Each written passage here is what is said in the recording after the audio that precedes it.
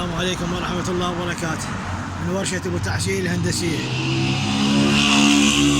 جت لنا كيا اوبتيما 14 محرك 1800 مالتها 2000 محرك 2000 العفو. اخذناها حاسبة عطل ما بها عطل، لا بيانات الحية مالتها ولا عطل. الرجال يعاني من الخنقة، فيها خنقة السيارة، ف100% اعتيادي اذا ما طلع بالعطل اللي ممارسينه بالعمل هنا خلال خبرتنا هاي بالعمل، اذا ما طلع اي عطل بالكهربائيات نفتح الفيت بوم نسوي عمل استكشافيه. هسه راح نراويكم الفيت بوم شنو طلع بيه. فتحناه طبعا وراح نشوفه هسه. فتحنا فيت بوم، هذا فيت بوم فتحناه. دائما انا اصور لكم المقاطع الفيديو هاي السابقه، اقول لكم سويتش الفلتر دائما مطموم. هذا الفلتر كله طين، هذا كله طين مسدود ما يعبر بنزين. وهاي عندي كواكب اشعه وكل اشعه مسويها.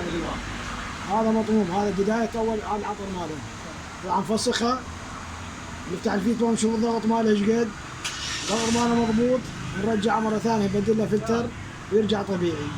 ضغطه ما مضبوط نبدل له فيت بوم نبدل له فلتر، وهذا المشخال هم نبدل له الفلتر. هذا العطل اللي يسبب الخنقه اغلب الاوقات اللي انا جاي ناشر عليها كثير ناشر عليها. والسلام عليكم ورحمه الله وبركاته.